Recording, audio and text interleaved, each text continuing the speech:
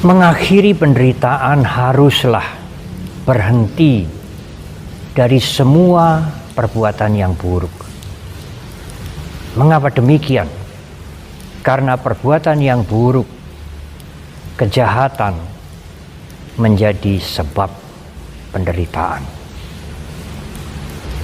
Mengendalikan diri, ucapan dan perbuatan adalah cara untuk menghentikan perbuatan yang buruk. Saya harus menambahkan ibu bapak dan saudara, pada masa sekarang tidak hanya mengendalikan ucapan, tidak hanya mengendalikan perbuatan, tetapi juga mengendalikan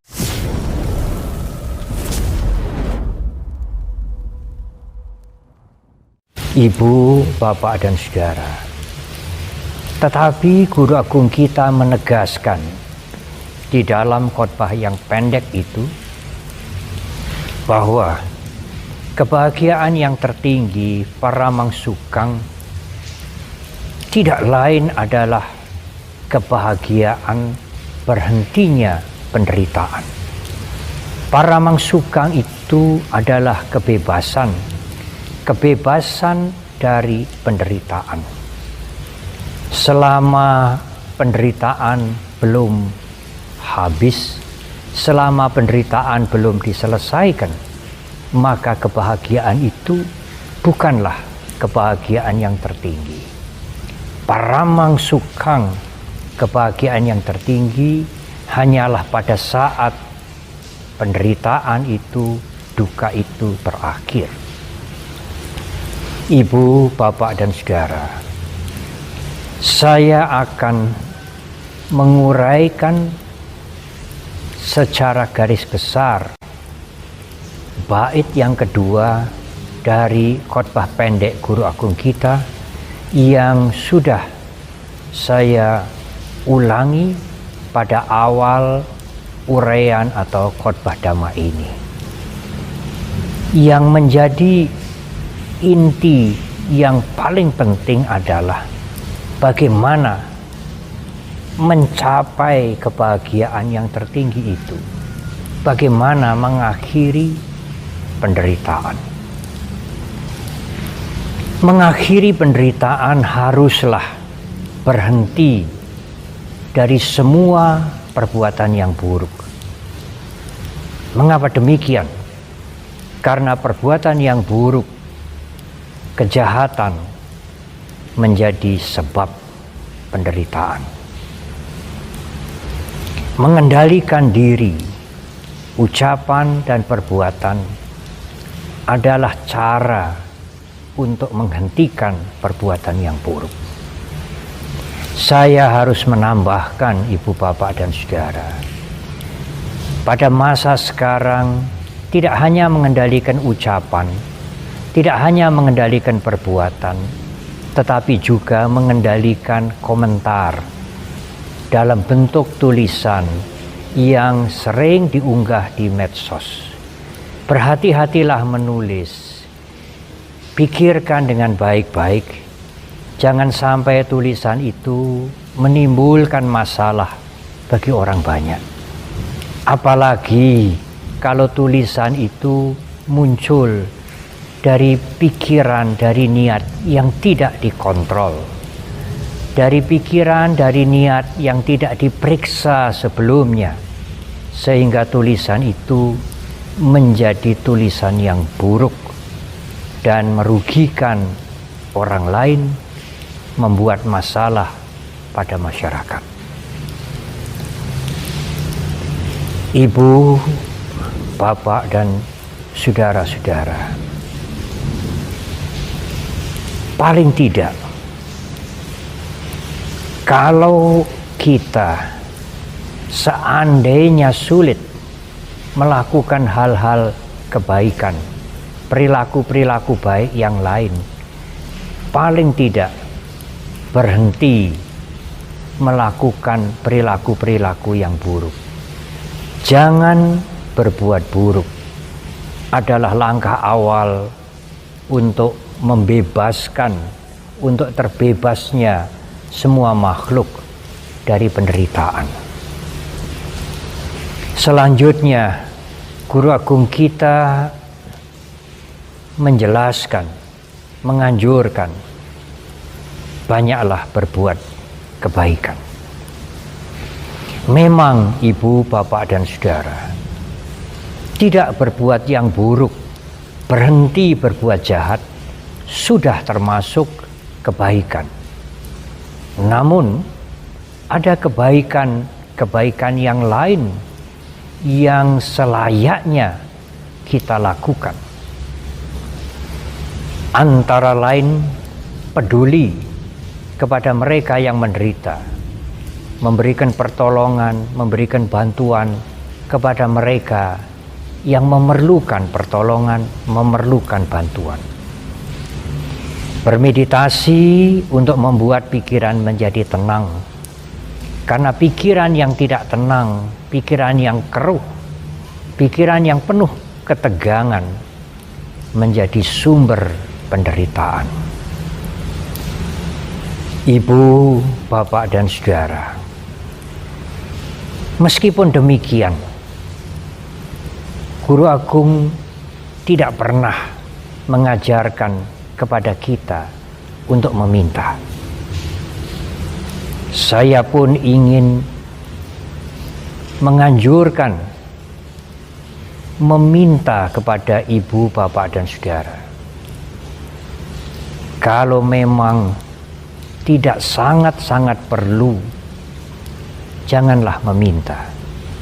Guru Agung kita tidak pernah mengajarkan kepada kita untuk meminta. Tetapi Guru Agung kita berkali-kali menganjurkan, memberilah, berdanalah. Dalam bahasa Pali disebutkan dadea puriso danang. Hendaknya setiap orang memberi. Ibu, bapak, dan saudara, kalau seseorang sering meminta, suka meminta, senang meminta, maka perilaku itu akan menjadi habit. Perilaku meminta itu akan menjadi kebiasaan yang sangat melemahkan mental kita. Perilaku meminta itu bukan merupakan akhlak atau moral yang baik. Dalam keadaan yang sulit seperti pandemi COVID-19 yang belum berakhir, bencana-bencana alam dan lain-lain, berusahalah untuk bertahan, tidak meminta. Memang kalau ada saudara-saudara lain memberikan bantuan, kita harus menerima dengan senang hati. Tetapi tidaklah bijaksana bagi kita, tidaklah bijaksana bagi Anda sekalian untuk meminta. Memberikan penjelasan, memberitahu kepada mereka hal-hal yang menyulitkan kita, hal-hal yang sangat membuat kesengsaraan bagi banyak orang, memang bisa dilakukan, tetapi tidak disertai dengan meminta. Janganlah meminta. Sekali lagi, janganlah meminta. Syukur dalam keadaan yang sulit sekalipun, Anda sekalian masih ingin memberi. Memberi kepedulian kepada yang lain. Dan memberi itu bukanlah harus berupa materi. Anda sekalian, kita semua bisa memberikan perhatian, memberikan semangat, memberikan nasihat. Tentu kalau memungkinkan memberikan bantuan dalam bentuk materi, apakah makanan, pakaian, kendaraan, obat-obatan, dan lain-lain. Para biku adalah mereka-mereka, kami hidup meninggalkan keduniawian. Tetapi para biku tidak boleh menurut peraturan, tidak boleh meminta kepada siapapun, kecuali kepada mereka yang sudah memberikan kesediaan, yang sudah menawarkan kesediaan kalau para biku mempunyai kebutuhan-kebutuhan tertentu. Kalau mereka belum memberikan kesediaan, para biku pun tidak boleh meminta. Ibu, bapak, dan saudara, janganlah membiasakan untuk meminta. Meminta melemahkan mental kita. Meminta bukanlah akhlak, bukanlah moral yang baik. Berusahalah untuk bertahan dengan keuletan, dengan kesungguhan hati, syukur dalam keadaan yang sulit. Ibu, bapak, dan saudara masih mampu memberikan bantuan, peduli kepada yang lain. Kebajikan yang lain, perbuatan baik yang lain adalah memaafkan. Satu hal ini sederhana, mungkin sering dikatakan sepele, tetapi tidaklah mudah untuk dilakukan.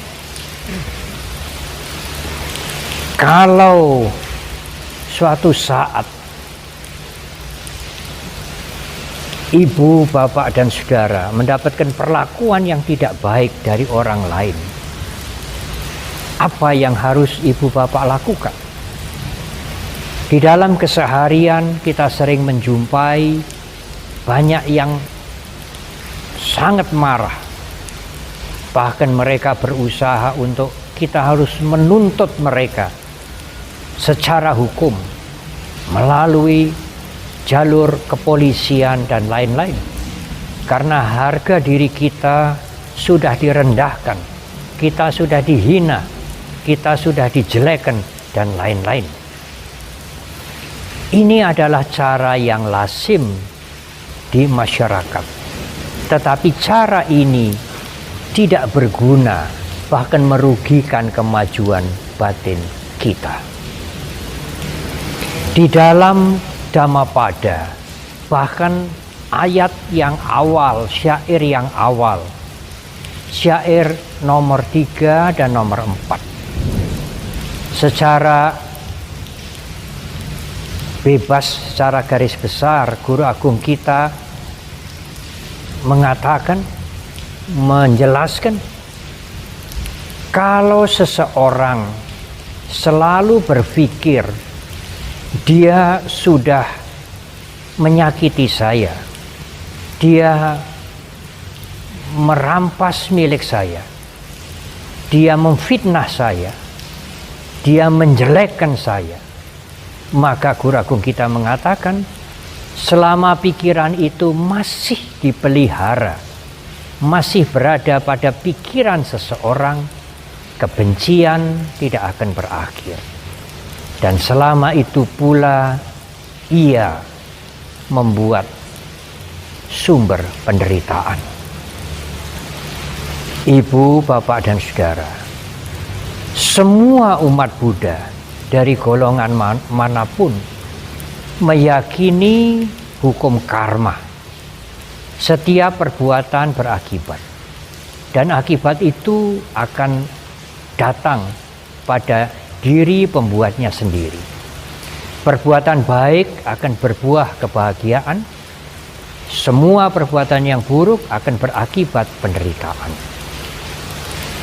Tetapi apakah keyakinan yang benar-benar diyakini oleh semua umat Buddha terhadap hukum karma itu mudah untuk diwujudkan dalam kehidupan sehari-hari?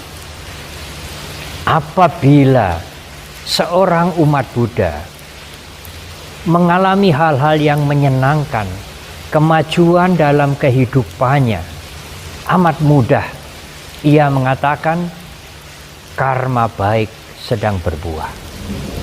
Tetapi kalau seseorang itu disakiti, dimaki-maki, dijelekkan, difitnah oleh orang lain, apakah mudah? Sebagai umat Buddha, ia mengatakan karma buruk, perbuatan buruk yang pernah aku lakukan sekarang berbuah. Ini agak sulit. Yang muncul adalah orang itu mengapa berbuat buruk pada saya. Dia orang jahat, dia memfitnah saya, dia menjelekkan saya, dia merusak harga diri saya. Saya tidak bisa menerima. Meskipun orang ini, umat Buddha ini meyakini hukum karma.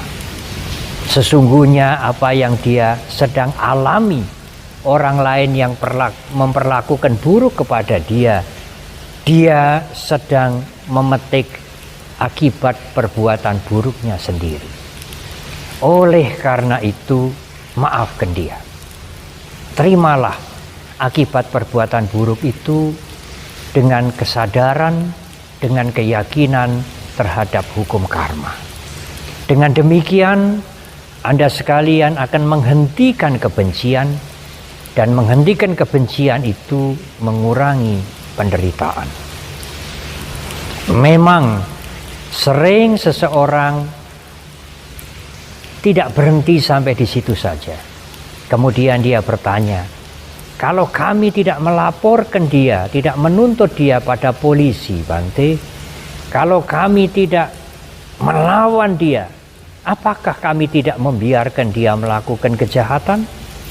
Apakah dia nanti akan bertambah-tambah kejahatannya dan kita akan diam? Ibu, bapak, dan saudara, semua alasan ini mencari keadilan, menegakkan kebenaran, menjaga harga diri, kalau tidak hati-hati sering digunakan untuk alasan atau untuk bersembunyinya keakuan, untuk alasan untuk bersembunyinya kebencian, karena pikiran yang ada adalah bagaimana membalas apa yang dia lakukan kepada kita.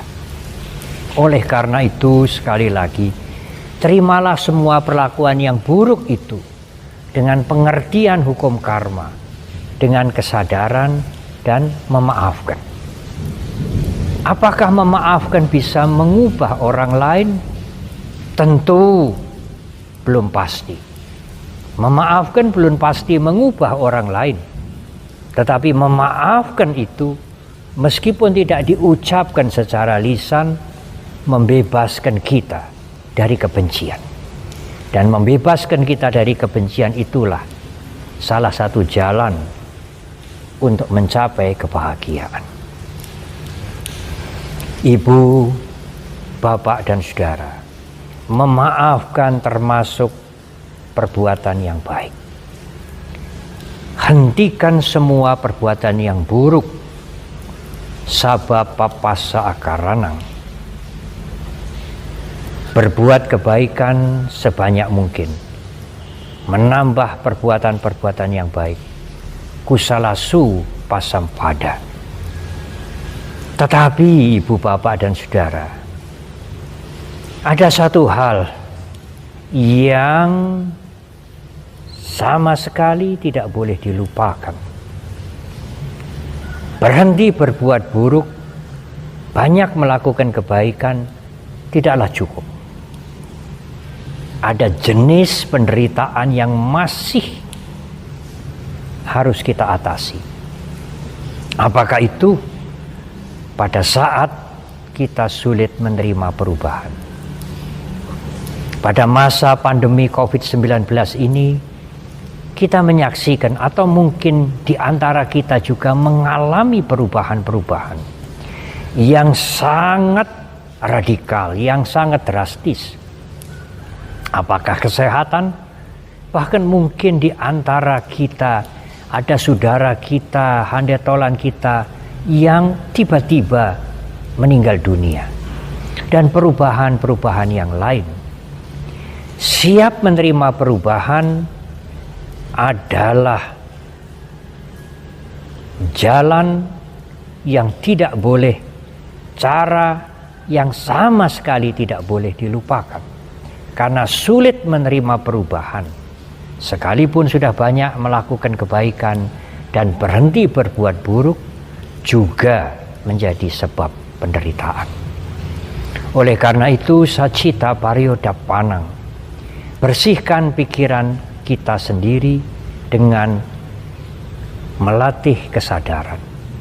Tidak hanya meditasi untuk pikiran menjadi tenang, tetapi meditasi dengan menjaga, menghadirkan kesadaran dalam kehidupan sehari-hari. Menyadari segala sesuatu sebagaimana adanya. Dan kesadaran yang semakin baik, maka kesadaran itu akan melihat dengan jelas ketidakkekalan sebagai kewajaran. Pada saat kesadaran muncul, melihat perasaan, melihat pikiran, maka perasaan dan pikiran itu juga akan menjadi tenang. Kotoran batin juga akan menjadi tenang dan lebih mudah bagi kita untuk menghentikan perilaku-perilaku yang buruk, melakukan kebaikan dengan ketulusan hati. Ibu, bapak, dan saudara, memang berhenti berbuat buruk tidak mudah.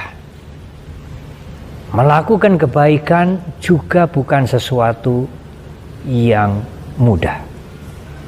Demikian juga tidak meminta, bertahan untuk tidak meminta, tetapi senang memberi. Pada saat mereka melakukan hal-hal yang buruk kepada kita, kita siap menerima dengan pengertian hukum karma, dengan kesadaran.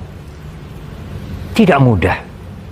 Bermeditasi tidak sekadar untuk ketenangan, tetapi menghadirkan kesadaran tidak mudah.